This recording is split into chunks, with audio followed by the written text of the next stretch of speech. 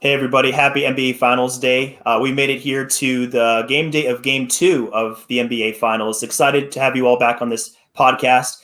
Believe it or not, this is episode number 150. I'm so excited that you guys have joined me this evening for another podcast. We're getting into some very exciting times in the world of basketball. The Olympics are not too far away. Free agency is not too far away. The draft. So this is a very exciting time, very busy. But in this podcast specifically, we're diving into basically what has happened in the finals to this point, and then we're going to get into a little bit of what we expect to happen in game two, and then going forward from there for the rest of the series. But it's my pleasure this evening to have Rohan from the Gyro Step podcast over on Blue Wire Pods, guys. He does some really great work over there for the Bucks. Great coverage over there.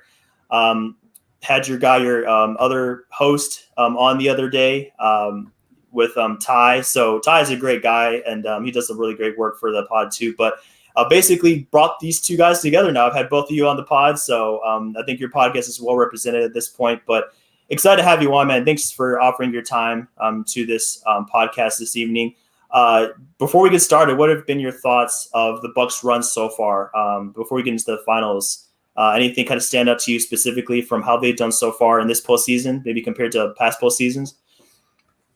The resiliency is really what stood out to me for the Bucks this postseason. In years past, especially under the Budenholzer era, they've only won series by winning 4 straight games. We've never seen them go through any sort of struggles or anything like that. They came into this postseason, series 1, which feels like ages ago, against their old friends, the Miami Heat, and just they exercised their demons in that series. Then they faced a Brooklyn Nets team who was obviously hampered, but you can only play the team that's in front of you. And They went down 0-2. They had a humiliating loss in game 2, blew a game 5, and somehow managed to win that series. Lost Giannis in the conference finals for 2 games. He's back. Just this team has gone through the ups and downs this postseason, and they're still standing somehow, to my disbelief, honestly. But they're here. So the resiliency is what's really stood out to me compared to previous years. I love that answer, and that's something I've noticed as well. And we're going to get into that definitely as we kind of get a little deeper into this matchup and how both teams got here. So before we get into that content, guys, there's a few sponsors for Unwrapped Sports that we like to shout out. The first of which is being teespring.com. So we have a link on the ticker at the bottom that allows you guys access to all of the products that we on the network have available for you guys to purchase. So that's accessories, that's clothing, whatever you guys are looking for to kind of support our podcast and represent us wherever you go. That's where you're going to find it, teespring.com/store/unwrapped. I have t-shirts available. I have some stickers. If you guys want to rep BCB, feel free to do so using that code there, that link down there at the bottom. Second of all, we have a VIP program available at patreon.com/unwrappedsports. So that's going to allow you guys to get more involved with our network. Specifically, if you want to get access to potentially being entered into a drawing to win some memorabilia in our highest tier of the VIP program. And then some other benefits like getting exclusive access with us and forums and things like that. That's going to be a little bit lower tiers. But basically, however you guys want to support us, that's going to be available down there using the patreon.com link. We'd really appreciate you guys if you're looking to support our podcast as we go forward, trying to deliver the best sports coverage out here on the internet. Also, we have mybookie.ag. That code USN100 is going to get you guys 100% sign-up bonus. It's going to double your first deposit. So if you're looking to get into betting for basketball, whatever sport you're interested in, that's going to be available over at mybookie.ag. So be sure to do that today if you guys have thought about dipping your toes into the water for that front. Lastly, we have rxhemp.com. rxhemp-usn is going to be the code that gets you 10% off your entire order. So if you guys are looking to get some of their recovery products, if you're having a little bit of soreness, things like that, after your sporting activities, be sure to use that link, and that's going to get you a little bit of a discount. So their products are really good. I've heard from other people on the network. Be sure to check that out if you guys want to get a little bit of a boost coming off of some of your sporting activities.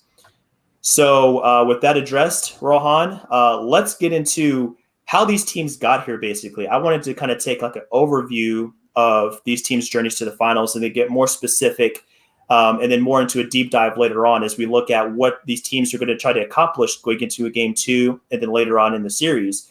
But really, I want to kind of go back to your point earlier, what you made about the Bucks specifically, about the resiliency. And that's something that really stood out to me when we're going back to the series against Brooklyn specifically. I mean, that went 7 games. That was a grind of a series. PJ Tucker getting matched up against KD, just giving his heart and soul every night to try to slow that guy down. We know that's pretty much impossible a lot of the times, but he made life as difficult on KD as he could. The entire team giving everything they had through the ups and downs. Chris Middleton with the ups and downs of the shooting game and Holiday, and they still made it to the other side. And I was reading a piece earlier, I think it was by Seth Partnow, talking about the Bucks with their shooting woes. That has really impressed me because they've had a lot of games where they were subpar shooting from three compared to the regular season performance. So despite all of that, they've made it here, and they're very impressive going into Game 2 of the finals. But, any other thoughts that you wanted to offer for this team kind of going from the first round to now? I know that the Heat didn't offer much resistance, but the Brooklyn series is really impressive. And then going forward, against the Hawks, that was really impressive as well. And I just want to give this team props because I didn't think they'd make it here. But despite all the weaknesses that they've kind of displayed to this point and kind of teetering on the edge of the collapse a few times, they've managed to come through representing the Eastern Conference this year. Yeah, I think the shooting thing that you highlighted is very key because they are one of the worst three-point shooting teams to ever make the finals. I think they're the lowest three-point shooting team to make the finals since the 04 Pistons. I think I got that from that same Seth Partnow piece, which was fantastic. Yeah, it's been an absolute struggle considering this team has traditionally been a decent to good three-point shooting team throughout the regular season. And it's just sort of frustrating to see this team just struggle so much, to put this ball in the basket in the NBA playoffs. So far, they've had their ups, they've had their downs. Game 2 or 3 against Miami, they put on an absolute shooting clinic. They're up and down. You mentioned Chris Middleton being especially up and down. He really struggles early on in series. It takes him a couple games to get going. Jrue Holiday has really struggled shooting the ball this postseason. His best shooting performances came against Atlanta in the latter part of the conference finals when they really needed him to step up when Giannis wasn't there. It's amazing that they're at this point. I mentioned this earlier, but for a team to shoot this poorly and have so much of their offense predicated on shooting and having this sort of struggle and still making it to the NBA finals is a testament to their defense, because that's what they pride themselves on. Is their defense. They're a defense-first team. They know that even if they're not shooting the ball well, they can get stops on the other end. And that's what they've done. You mentioned PJ Tucker. Like, you can't do much against Kevin Durant. You can only pray and hope that he misses sometimes. And Pretty much. Did the best that they could. Yeah. And they've just been trying to take out stars in terms of make sure their lives are difficult on the offensive end by using their defense. It's just they've been predicating themselves on their defense. And as the old saying goes, defense wins championships. Phoenix Suns, Milwaukee Bucks have been the two best defenses so far in the postseason. And that's why they're here. Exactly, man. This number one playoff defense for the Bucks is really impressive. 105.6 defensive rating to this point. That's actually just 1 point better, as you talked about the Suns being right there, right behind, 1 point behind them in defensive rating to this point is really incredible. And I think part of the reason why they've been able to do so well defensively is because they're a little more flexible in their coverages this year. We saw in years past, they kind of stuck with that drop scheme in the pick and roll. They didn't want to get into switching. Bud was hesitant to do that. And it really burned them a lot of times going back the last 2 seasons. But as we saw with this season, they were willing to make adjustments. The defensive rating suffered a little bit. They got away from being like a top 3 defensive team. They dropped down to closer to the bottom of the top 10. But as a result, the experimentation and the practice that they got earlier this season has paid off now, because now when they're forced to go to other defensive coverages, they're not caught off guard. It's not unfamiliar to them. They're used to doing it. And I really want to give Brook Lopez credit in that last series when they went to a switching scheme almost every possession, because I think it would have been easy for him to just kind of, get exploited every possession, but he held his own. And that's really incredible to see from a guy that across the league we think of as being immobile, slow on his feet and things like that. But switching over to the Phoenix side for a second, I think that, they've employed a lot of those same schemes getting to this point defensively. Ayton is good in space. He can do a lot on his part. Their wings are incredible. Bridges, Cam Johnson are really good on that end. Chris Paul heads the a lot of their efforts defensively. And I just think they've been kind of tied in as a unit on both ends. And you can see that as we go from game to game. They know who they are. The starting lineup has got a lot of time together, as I'm going to reference here in a little bit. But I think that, it's really great to see two teams thriving defensively, because in today's NBA, we get to thinking of like 3-point shooting is all that. And, teams scoring 110, 120 points a game. And we're still seeing that, but defense is very important. And I don't think that's lost either of these two teams. It's no coincidence that the best defensive teams are still here. It helps them weather the storms of offensive inconsistencies and shooting discrepancies that we see from game to game. For sure. Phoenix's wing defenders are incredible. Like you mentioned, Bridges, Crowder, and even Booker, for someone who's not shown in years past the greatest effort on the defensive end, he's locked in this postseason. He is not taking one-on-one matchups. He's taking those personally. You saw it against the Clippers. Paul George was trying to go at him. It's no, I'm going to hold my own here on these possessions for the most part. They tried to target him. He was the quote-unquote weakest defender in that lineup, and he's still a pretty damn good defender on his own right. So he can do what he wants on the defensive end. Chris Paul, he's small, he's old, he has his physical limitations, but he's still an incredibly intelligent team defender. Everyone on that team is incredibly intelligent team defender. You just mentioned DeAndre Ayton, great in space. Imagine saying that 2 years ago. That was incredible as a testament to his work ethic. He's really shown me a lot during this postseason run, just how much he's evolved on the defensive end. And this entire team sort of cohesing on the defensive end. They play as a unit, like you mentioned.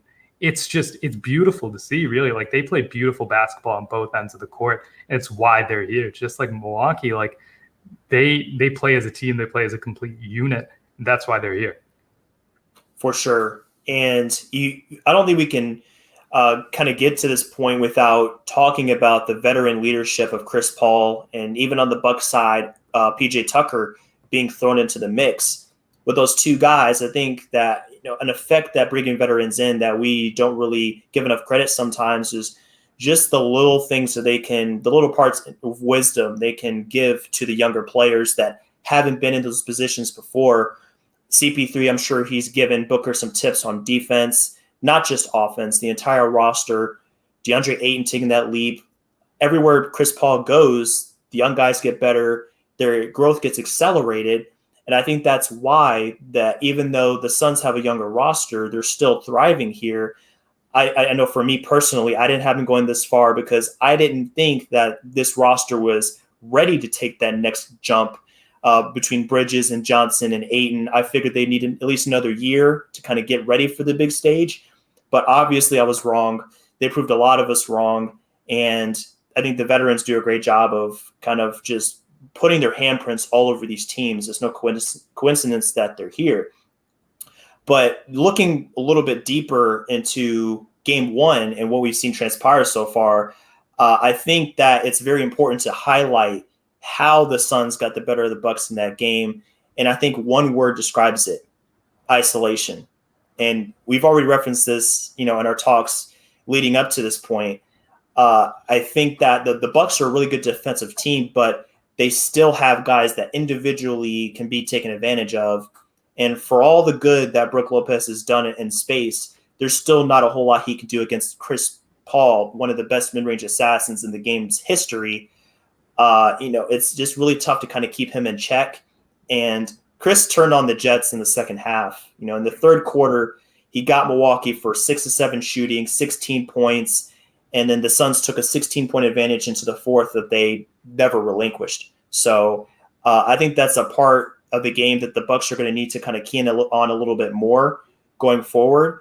But in your opinion, how does Milwaukee combat that? So should they just double down on the switching and just hope that Chris and Book are a little bit off on their shooting? Or do you think they should go to more of a hedge-heavy scheme, try to trap a little bit more? I know that brings other risk into the picture, but in your opinion, how does Milwaukee handle that, those two guys operating in space so well?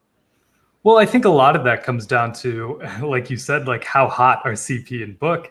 Because if we're being Brook Lopez, he wasn't incredibly bad in isolation. He did get roasted a few times, and that's because of quickness. He got beat on drives a few times, but they always have like backside help with Giannis.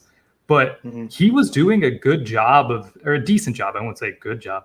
He was doing a decent job of holding his own and trying to smother CP and Book on mid rangers. Those guys are just like, especially CP.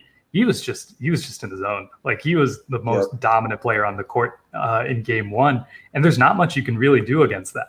We talked about the same thing with Kevin Durant. You just got to hope he misses sometimes when he's locked in like that. You just got to make life a little more difficult. And I think that starts with Drew Holiday. If you're going to maybe stay away from switching 1 through 5 immediately, which was a little bit of a surprise considering against Atlanta and Trae Young, they came out switching 1 through 4 and eventually went to switching 1 through 5. In this series, they came out of the gate switching 1 through 5. But if you go back to switching 1 through 4, you gotta get Drew Holiday involved in the action more. You gotta get him to fight over screens more, because he's just dying on screens. They're soft switching really hard. You got to show more. You've got to, maybe vary up your schemes a little bit. You can't just show them the same thing possession after possession, especially against a guy like Chris Paul, who's just going to pick it apart once he sees it more than once in a row. Right. So you got to switch it up. You got to vary the coverages. You got to throw waves of defenders at him. You just have to switch it up. You have to always keep him thinking, which again, that's not great because Chris Paul is like one of the most intelligent basketball players of all time. So you're going to get beat in the long game on that. So you have to make sure he's always thinking. You can't let him get comfortable in that sort of sense. And they did a decent job on Booker. He got to the free throw line a ton. He got 10 free throw attempts in that game. But like, he only shot, 8 of 21 from the field. He was 1 of 8 from 3. They had PJ Tucker shadowing him a lot in that game, and he did a great job. Like, PJ Tucker is an elite defender. He can go from guarding like Kevin Durant to now he's chasing around Devin Booker. Like, he brings that versatility that you were mentioning earlier. So it's realistically like, you have to pick your poison in these games because you have one Drew Holiday and you have one PJ Tucker. You can't just be asking like Drew Holiday, okay, now we're going to go put you on Devin Booker. Now it's like, okay, do you want PJ Tucker guarding Chris Paul? Like, that's not an ideal matchup.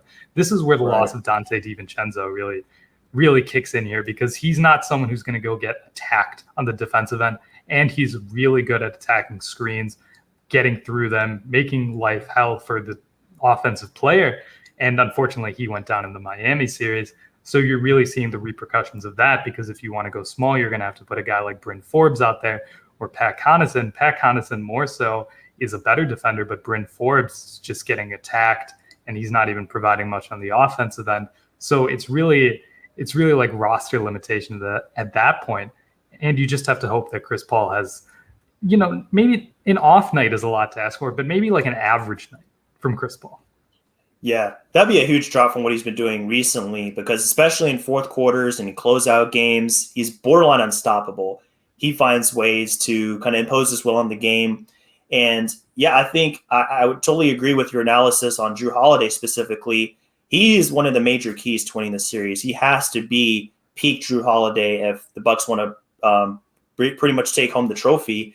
4 of 14 in game one offensively, didn't make any 3-pointers out of his 4 attempts. And it begs the question, is Holiday wearing down from the defensive strain that is put on him every game? Because we see in the last series, it was Trae Young. In this series, it's Chris Paul and Booker. These are some of the toughest guards in the NBA to kind of keep in check night to night. And I mean, the Bucks do ask a lot of him, the switching, the pounding sometimes that he takes if he's matched up against a big. He does a lot every night. And, I'm worrying that since he has to do so much on that end, that his offense suffers as a result. You see him a little less aggressive offensively, going to the hole. There's a couple of times in that game where he did that. He kind of got Chris on him or Booker and went into the paint. That's what he does at his peak. That's peak Drew Holiday in a nutshell. But we didn't really see that consistently. I remember in the Hawks series, he kind of fell into a trap of going isolation and jacking up some shots from mid-range. Yeah, he can make them, but that's not where he does his best work. So do you feel like that might be playing a part in why Drew Holiday is becoming, he's been less efficient than we expect from him in this postseason? I think it is. I think all of our minds are a little bit clouded from that Portland series a few years ago that he's infamous for, where he's like attacking the offensive end and also like shutting down Damian Lillard. Like that's a lot to ask for, and that was one series. Like that's what was that? That was a 4-game series. This is game like 17 or 18. I don't even remember at this point. They're in the NBA finals. Like it's not a first round matchup anymore. Like. Right. These things take a toll. My mind keeps going to that PJ Tucker quote during the Brooklyn series where he's like asked about his offense. He was like, man, I'm guarding Kevin Durant. What do you want? Like, I'm not going to provide much on the offensive end. I'm giving it all on the defensive end. That sort of thing applies, given PJ is a lot older than Drew Holiday, but that same sort of mindset applies. My thinking is like, if that's the case, why are you shooting like step back threes in this instance? Exactly. Like that's not your game. Why you shoot if that it doesn't go in the first time? Why are you throwing up 14 shot attempts when you're only making 4? Shout out 414. But you're just it's a lot of decision making questions. And given it's not as bad as we've had in the past at the point guard position, but it's still shots at Bledsoe. I'm trying not to. I know it's hard. I know it's tough ask. But it's inevitable. But Drew Holiday, like you mentioned, he can still get his shots when he needs to. He can still get down low and bully people down low. Like Chris Paul, he's much smaller than him, much less strong than him. Devin Booker, like he's like I mentioned earlier, a fine defender, but he's not as strong as Drew Holiday. Drew Holiday is a brick wall in terms of strength, so he can get that shot. It's very taxing, and you want him on the defensive end. And I think this team, like I mentioned earlier, predicates itself on the defensive end. So I think they'll live with that as long as you're not like gucking up the offense in terms of taking these shots early on in the shot clock. And it's not just him who's guilty of that. Like Chris Middleton does that, Brook Lopez does that, Giannis does that. All of them have their flaws on the offensive end in terms of not getting into a rhythm in the flow of the offense and jacking up early jumpers and stuff like that. These sort of things happen with this team, which is why we see them sort of go into lulls offensively a lot. But they do have the capability to turn it on. They do have the shooting power to turn it on. It's just a question of when and if. Yep, absolutely. And it's kind of weird. I was just looking at the shooting numbers for game 1 from Milwaukee. It was almost like a reversal of what they've done recently. The outside shot was falling, but they had less success when it comes to interior attacks and paint points and things like that. As we just discussed, Holiday was pretty much a non-factor on that end. He barely made any shots that game. But I think a big reason why it's so difficult is like you're going against a guy, DeAndre Ayton, which brings a whole new dimension to rim protection. Capella did a great job on that front, but I mean, Ayton has been spectacular. He gobbled up 19 rebounds in that last game. He does a great job of just preventing second chance points. If he's in the paint, if he's in the lineup, he's finishing a lot of possessions defensively and this kind of preventing Milwaukee from getting extra opportunities. So, he's been a huge factor already. I mean, it's only been one game, but 22 and 19, he enforces his will in the game. Great rim protection option. As we mentioned before, in space, he's not going to get taken advantage of consistently. But this is a stat from StatHead on Twitter I found just before this podcast. It's really telling. He's had 5 games this postseason with 10 field goal attempts or more and 80% from the field or higher. So that's something that no player in the last 50 years has done, aside from, I think, 2 no other player has more than 2 games like that in a single postseason in the last 50 years, which it goes to show you. I mean, we can say all we want about like draft selections, but like the Suns nailed this selection. In hindsight, you can say like it's always easy to say things in the future, like you should have picked this guy or that guy, but the Suns knew what they were doing, and he's paying dividends in this series. So I think while he's in the lineup, it's going to be really tough for Milwaukee to get good looks. But there is a kind of a factor in this equation which makes it easier for the Bucks.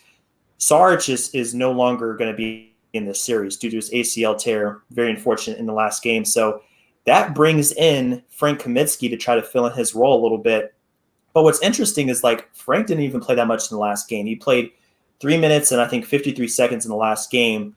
So the Suns are going to go small, I guess, when Ayton's out of the game. But that's more opportunities for Milwaukee to try to assert their will. They got to win those minutes. when Ayton is out of the game, or else it's going to be a long night going forward for them. So that's something I think they can exploit, and I expect them to, and I expect Holiday to be better on that front once he realizes or kind of gets the idea in his mind that, like, hey, there's no rim protection. I can do what I do best, which is attack the rim and create easy points for my team. Yeah, for sure. Really unfortunate for Dario Saric there. Like that's got to suck. Just 2 minutes in your first finals appearance. It's awful. Yeah. It's awful. Hate that. Like, yeah, feel for him. Aside from Ayton and even really Saric, like he wasn't really a positive on this, but Ayton was the only guy who was really a rebounder for this team. They are a very small team outside of DeAndre Ayton. And you mentioned Frank Kaminsky. He had to come in. He only played 4 minutes because immediately when he came in, they were just like, okay, we're going at this guy. We're going to go and attack this guy. And they're like, Monty Williams was like, okay, I guess DA, you're playing a lot more minutes than we thought you were. Yep. So that's really what it's going to come down to, is how much can DeAndre Ayton really play?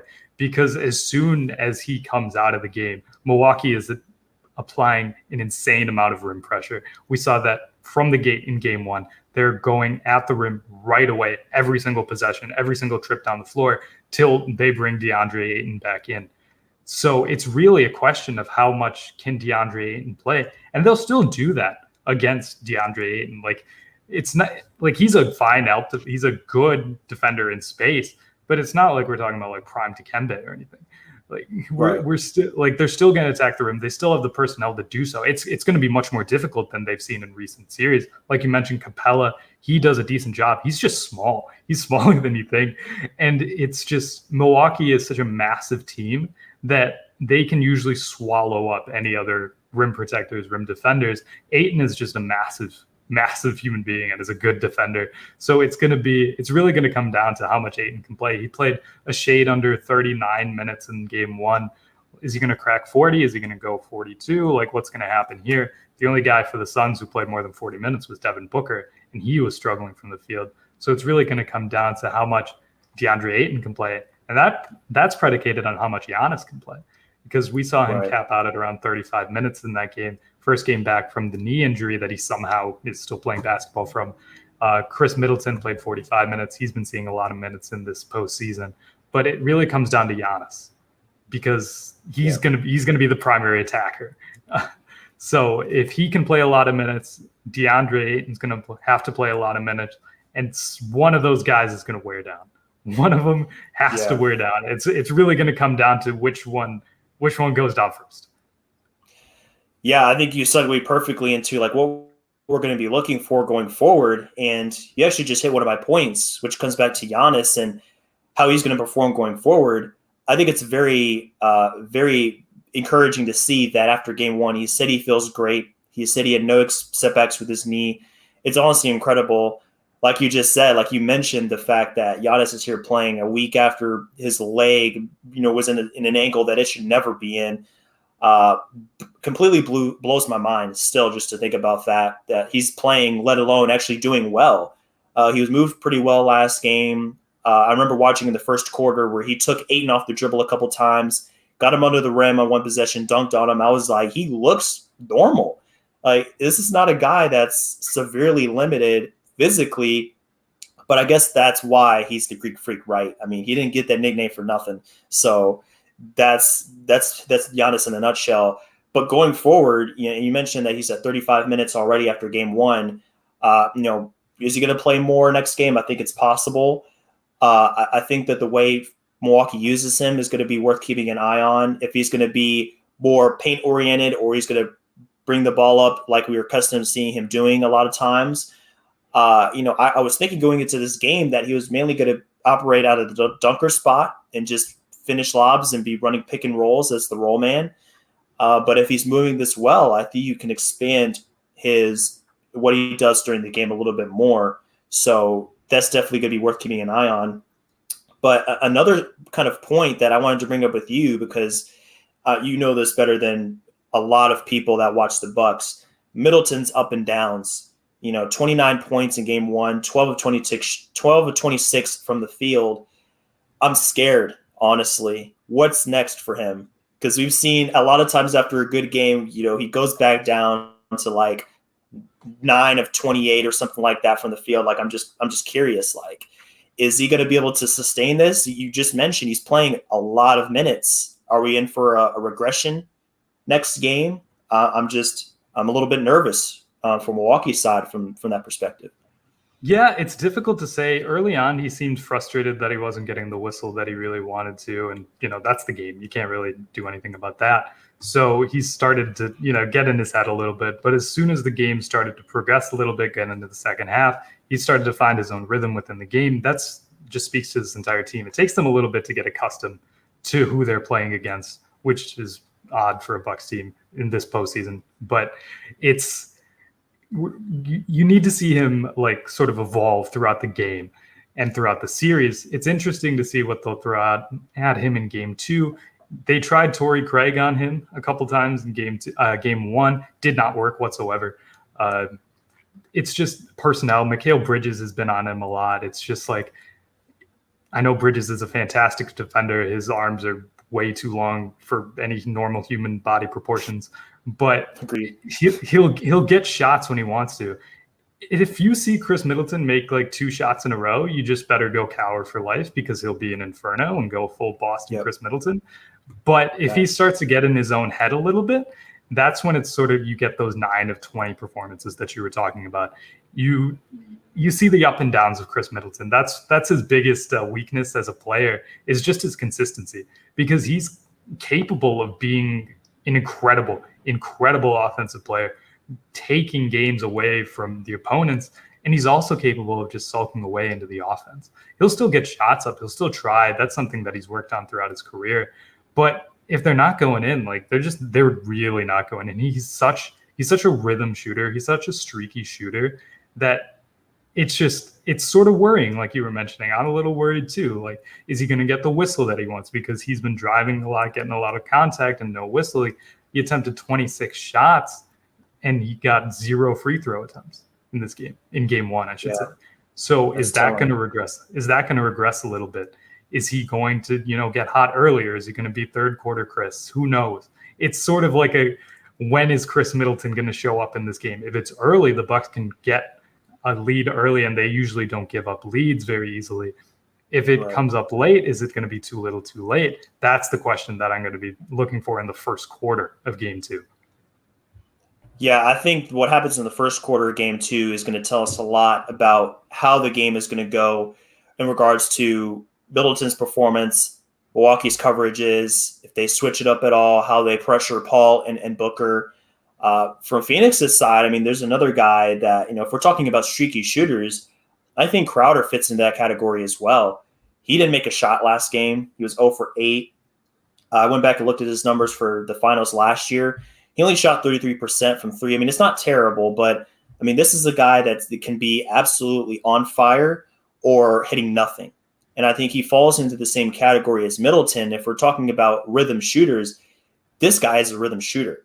And I think 8 shots is just enough from on a steady diet of shot attempts to be able to get into a rhythm. It just wasn't his night. But the Phoenix has to feel good that they did so well with a guy like Crowder providing nothing from the shooting perspective. But I think that's the beauty of the Phoenix roster, and specifically their starters, is that they're multifaceted. They can score in so many different ways. They can guard in different fashions. So if one player is not really carrying their weight, so to speak, someone is there to pick up the slack.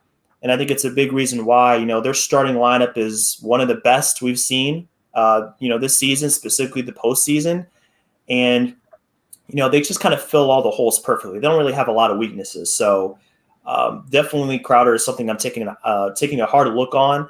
But he's a guy that doesn't really need to make shots to be impactful. He's so good on defense. He makes hustle plays. He gets rebounds. He does a little bit of everything. And, part of me is kind of like wishing that Miami hung on to him. I watched him a lot in last year's finals, as a Heat supporter.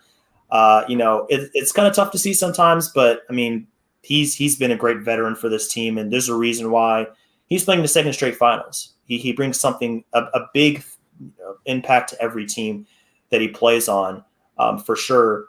But how about Chris Paul? If we're talking about guys that we could see run down, take a look at these numbers for a second. 2,200 minutes he played in the regular season, 70 regular season games, almost 500 minutes in the playoffs so far.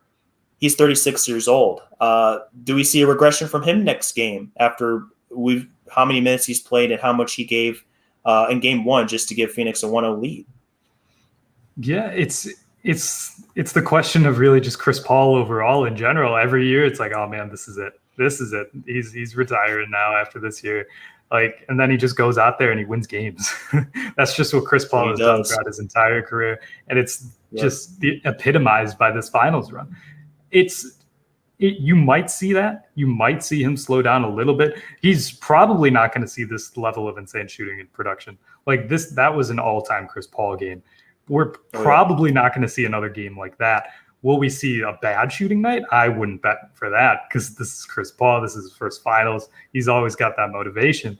So are we going to see like a regular Chris Paul game? I think we have a chance, and that's probably slowing down for him at this point.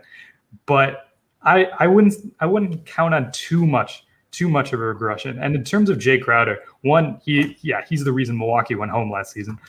And 0 of 8 from the field, 0 of 5 from threes. A lot of those were corner threes. And one interesting thing about this matchup is Phoenix likes to take a lot of corner threes. Milwaukee likes to not give up any corner threes. So you see a lot of these threes that Phoenix has taken. They haven't been super contested all season, all throughout this postseason. Milwaukee's contesting them. They're getting to those shooters in the corners. They're forcing them to go out and take deeper threes on the wing, top of the break, just those sort of threes, not corner threes. So that's going to be an interesting dynamic, is whether Phoenix sort of alters their offense a little bit to avoid the corners, the places Milwaukee likes to contest a lot, or do they go to where they're comfortable, which is the corners, and let Milwaukee play their defense against them? We saw in game one, like I just mentioned, Milwaukee got to those shooters. They got to them. They did make a couple of shots. Cam Johnson campaign, those guys were hitting their threes. It's a matter of who's hot realistically for the Phoenix Suns. Like you mentioned, they have so many options that they can really go to, which is why they're such a deep, deep team and such a good team. They have so many options that they can really go to. It's just a matter of how Milwaukee is going to adjust to that, how they're going to play them, and how Phoenix plays into Milwaukee's defense. Phoenix knows how Milwaukee is going to play in terms of what they want to give, what they want to give up. But that's what really Phoenix wants to get to, is what Milwaukee wants to take away. So it's going to be an interesting battle between Monty Williams and Coach Budenholzer, just to see who really breaks first. That's what it comes down to, honestly. And corner threes are a huge diet for specifically, you just talked about Cam Johnson. He's deadly from that area and honestly all over the floor, all over from three. He's been shooting 45% in these playoffs. He was 2 for 4 last game. So he doesn't shoot a ton of threes, but man, is he accurate. Just taking 3 or 4, making 2 or 3, just a steady diet of threes.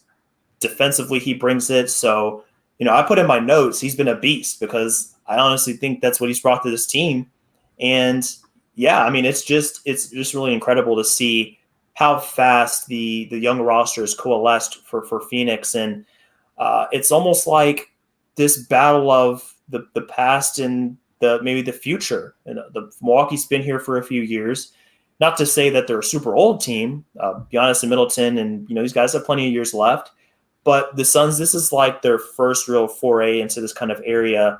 So it's like a battle between the vets and the new kids on the block, plus Chris Paul, of course. Chris Paul and Crowder, they've been around the block a few more times. But it's just really cool to see how fast the Suns have really built themselves up. And I think that's a credit to Monty Williams. And this coaching battle is going to be fascinating. It already is fascinating to see how they've been duking it out on each end. And I think Monty Williams, he was my vote for Coach of the Year. I don't know how you felt about that, but he's displaying how good he's been in this postseason because he's willing to change on a dime just like that. When a lineup change is needed, when a coverage change is needed, he's not afraid to do that. So I think going forward, Bud has taken a lot of strides on that end this year, I will admit. But, man, Monty might have the edge in this matchup. He's done so well so far.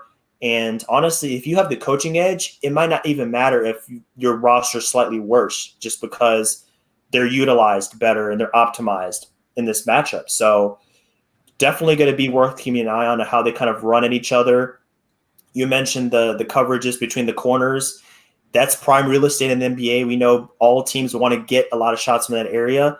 So it's definitely going to be worth keeping an eye on how they perform. And from three, from the inside, let's see how Milwaukee operates in terms of getting more shots inside and getting better looks. And you talked about that earlier with Ayton. They're going to attack regardless, but it's going to be a challenge to try to get better shots in the paint there. But definitely a lot to look forward to. But if we're kind of looking forward to games 2 and forward, how do you see this playing out? If the Milwaukee can't get through tonight, do they have enough in the tank to kind of rally the Suns back in out of a 2-0 hole, or does Milwaukee need this game to kind of stay alive, honestly? I mean, if you're Milwaukee, you'd really love to get game 2 because you get home court advantage back, and obviously you don't fall down to 0-2. We've seen them this postseason come back from an 0-2 deficit against the Nets. Circumstances are different, but it's still that mentality of, oh my God, we just got embarrassed on the road. How are we going to recover from this? Is everything over? Are we going to lose in the second round?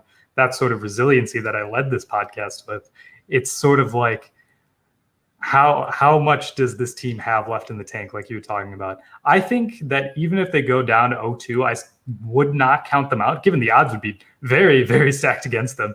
I would not count them out, though. Milwaukee has a solid home court advantage, just like Phoenix. Man, that crowd is incredible. Incredible. Yeah. It's great to see both of these cities just sort of giving the love to their teams and just, showing out for their teams that haven't been in this stage in decades. I should say, not just years. But yeah, like Milwaukee, if they want to take back home court, they really need to get this game. You really need to get this game if you want to make this a relatively easy series, as easy as you can possibly make it for yourself. Right. You really need to get this game, because if the Suns go up 0-2, they're a very, very confident team. They believe they can go out there and beat anyone, and they've shown that they can go out there and beat anyone. And of course, this is the NBA Finals. Like, you can't take anything for granted. These are the top tier opponents. If you give one step, they will pounce. And that's why Milwaukee needs to pounce. If Phoenix is willing to give a step on this game on their home court, Milwaukee really needs to take advantage of that. It's just who's going to come out blazing first. And if Phoenix comes out of the gates hot, how does Milwaukee respond? Are they going to dig in and sort of rally back like they tried to do in game 1 after a 20-point deficit, bringing it to, I believe, 7 at one point, given like a lot of the starters were out, but they still brought it to within a relatively close game. Can they show that same sort of heart, that same sort of soul on this team, get everything going? Are they going to flow on offense and get stops on defense for both teams realistically? Like, if there's a big lead, which team's going to give? That's what I think the story of this episode has been, is who's going to give. And for this series, which one is going to break first? You're bringing up a really good point about who's basically, it's like perseverance. It's been a long season. It's been a long couple of seasons, honestly. It's become a war of attrition. So it's like this heavyweight fight that goes the distance. You get into the 9th round. It's like, okay, both opponents are really good. We know that. They've both prepared a lot to get here. They've gone through a lot. Sometimes it just comes down to just who has the will to just grind out a little bit more out of this to take home the win. I think that's what we're going to see in this series. I wouldn't be surprised if it goes the distance, if it goes to 7 games, it goes to the last quarter, the last minute of the last quarter, because that's how it's been, honestly, to get to this point. We've seen a lot of guys go down with injuries.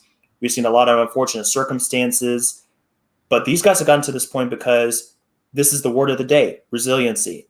Just clawing through all of the dirt you have to do to get to this point. So I'd be really worried for Milwaukee if they do drop this game tonight. I look at a guy like Chris Paul, look at Booker, they're assassins. So they're going to see an opportunity to kind of close out in the coming games to really kind of put Milwaukee down for good. And I think that's where you get the best games. Chris Paul specifically, I think it was in the last 2 or 2 of the 3 like closeout games, at least in this postseason, he's been fantastic. So I think he's going to smell blood in the water, and he's going to jump if the Bucks give him that opportunity. But like you said, I mean, it's a long series. Anything can happen, and I think if you have a guy like Giannis on your side, you have the caliber of defense that we've referenced so many times. You at least have a chance. They can definitely work their way back. The Deerest District is hopping, man. I mean, Milwaukee is ferocious. The fans are out in force. I mean, they know it's been a long time coming. I mean, decades, like you said. So they're going to give the Suns all they can handle once they come back to Milwaukee. But I think that is kind of in a nutshell what we should expect from this series. And I think going into game 2, I'm very excited kind of to see what both teams bring to the table, because I think this is the epitome of like basketball today. What we love about it is the versatility, the shooting, the skill, and just everything in the package, that the pace. I mean, I'm sure you know this is too. At the beginning of game 1, it was like, don't take your eyes off the screen. You're going to miss something. So I think it's great for everybody, for us, for casual fans. I think it's great basketball, and I think it's part of the reason why we're seeing ratings jump out the roof. I think everybody's going to be a winner. Most people anyway. I don't know about the losing team, but there's going to be a lot of winners in this series, regardless of how this plays out. But I'm excited, man, honestly. So any last thoughts about how Milwaukee's going to go about this, or what you're looking for before we kind of close this out? I think you just hit it right there. This is just fun. This is great. This is a fantastic series. This is incredible. This is what you want to see. High-level teams play high-level basketball. Everyone should just enjoy it, because this is going to be I think this is going to be a good series. Phoenix struck first. Let's see if Milwaukee can respond. I think they're capable. Will they is the question. Is Phoenix going to smell blood, like you mentioned? It's just there's a lot of storylines. These teams are linked forever. You can go to Torrey Craig this season. You can go all the way back to when these teams were introduced in the Kareem coin flip. It's just there's a lot of history between these two teams, between these cities, these players. Just it's fun. It's a fun series. Everyone seems to enjoy it, and this is what the NBA should be like. It's fantastic.